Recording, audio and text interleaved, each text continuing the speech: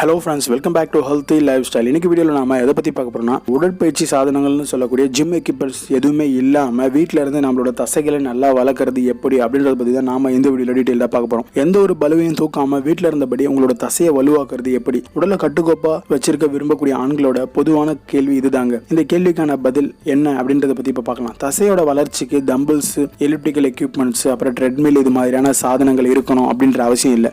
ஜிம்மோ இல்லை ஃபிட்னஸ் கிளப்லையோ சேர வேண்டிய அவசியமும் இல்லை. வீட்டிலே இதுக்கான பயிற்சிகளை செஞ்சு நாம தசையோட வளர்ச்சியை நல்லா ஊக்குவிக்க முடியும். அதுக்கான இலக்கை நீங்க நிர்ணயிச்சிட்டீங்கன்னா போதும், அதுல மட்டுமே கவனம் செலுத்தினா போதும். உடல் உழைப்பு அதிகம் இல்லாத இன்னைக்கு இருக்கக்கூடிய டிஜிட்டல் உலகத்துல மக்கள் கிட்ட இந்த நோய்களும் அதிகரிச்சுட்டு வர ஆரம்பிச்சு. இதை உணர்ந்த நாம நம்மளோட வாழ்க்கை முறையை மாத்திக்க வேண்டியது ரொம்ப அவசியமான ஒன்றா இருக்கு. வீட்டில் எந்த ஒரு எக்யூப்மெண்ட்ஸும் இல்லாம நாம தசைகளை எப்படி வலுவா வச்சுக்க முடியும்? ஓட்டப்பயிற்சி இல்ல ஜாக்கிங், இது ரொம்ப ஈஸியாச்சு. சரியான ட்ரெஸ் அப்புறம் ஷூ போட்டு கிளம்ப வேண்டியது தானே அப்படின்னு நினைக்கிறீங்களா?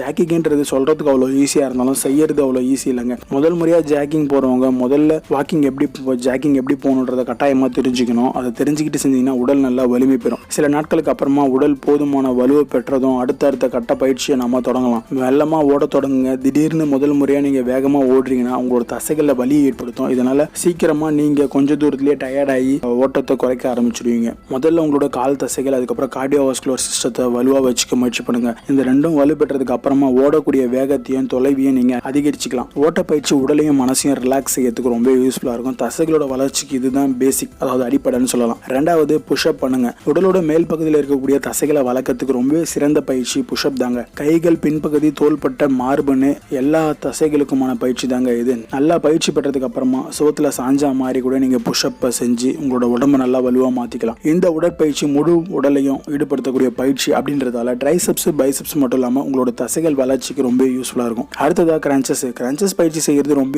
ஈஸின்னு நினைக்கலாம். வயிற்று பகுதியை சுற்றி இருக்கக்கூடிய தசைகள் வலுப்பெறதுக்கு ரொம்ப யூஸ்ஃபுல்லா இருக்கும். ஆரம்பத்தில் ஒரு நாளைக்கு 5 to 10 கிரன்ச்சஸ் போட்டாலே போதுமானது. கொஞ்சம் கொஞ்சமா நீங்க கவுண்டிங் இன்க்ரீஸ் பண்ணி 20, 30, 40 போறது உங்களோட இஷ்டம். அடுத்ததா டிப்ஸ். இந்த பயிற்சி உடல் முழுசையும் தூக்கி செய்யறதால நல்ல பலனை கொடுக்கறதுனே சொல்லலாம். நீங்க இதை தனியா செய்யறதுல சிரமமா இருந்துச்சுன்னா உங்களோட கால்களை பிடிச்சிக்க சொல்லி அடுத்தவங்களோட ஹெல்ப் கூட கேட்கலாம். அடுத்ததா புல்லப்ஸ். இது உடலோட மேல் பகுதிக்கான ஒரு சிறந்த பயிற்சி தாங்க சொல்லணும். கைகள், பின்பகுதி, மார்பு, தோள்பட்டை அப்படின்னு உடலோட எல்லா பகுதிகளையும் நல்லா தசைகளை வலுப்படுத்துது. நேரடியாக தீவிரமா புல்லப் செய்ய தொடங்குறதுல சிரமப்படுறவங்க ஃபிளாட் புல்லப்ல இருந்து ஆரம்பிக்கலாம். அதுக்கப்புறமா நீங்க புல்லப் செய்யறது ரொம்ப நல்லது. அதுக்கு அடுத்த உடற்பயிற்சி ஸ்குவாட்ஸ். உங்களோட கால்கள் அதுக்கப்புறம் முதுகு பகுதிக்கான ஒரு சூப்பரான பயிற்சி தாங்க இது. இந்த பயிற்சி தொடைப்பகுதியோட தசை வளர்ச்சிக்கு உதவுவதோட கீழ் முதுகையும் வலுப்பெற வைக்கிறதுக்கு ரொம்ப யூஸ்ஃபுல்லா இருக்கும். அடுத்ததா பாடி வெயிட் ஒர்க் அவுட். உடலோட தசை வளர்ச்சிக்கு பாடி வெயிட் பயிற்சிகள் ரொம்பவே சிறந்ததா பார்க்கப்படுது. ஜிம்முக்கு போயிட்டு பலுவை தூக்குறது மாதிரியான கடினமான பாடி வெயிட் பயிற்சிகளை மேற்கொண்டா சிறந்த பலன் கிடைக்கும் தான். 1 புஷ்அப், பிஸ்டல் ஸ்குவாட், அப்புறம் 1 சின்ன பிளாங்க், இது மாதிரியான பயிற்சிகள் ரொம்ப சிறந்ததா பார்க்கப்படுது. முக்கியமான விஷயம் என்னன்னா, தசைகள் வளர்றது நம்மளோட உடல்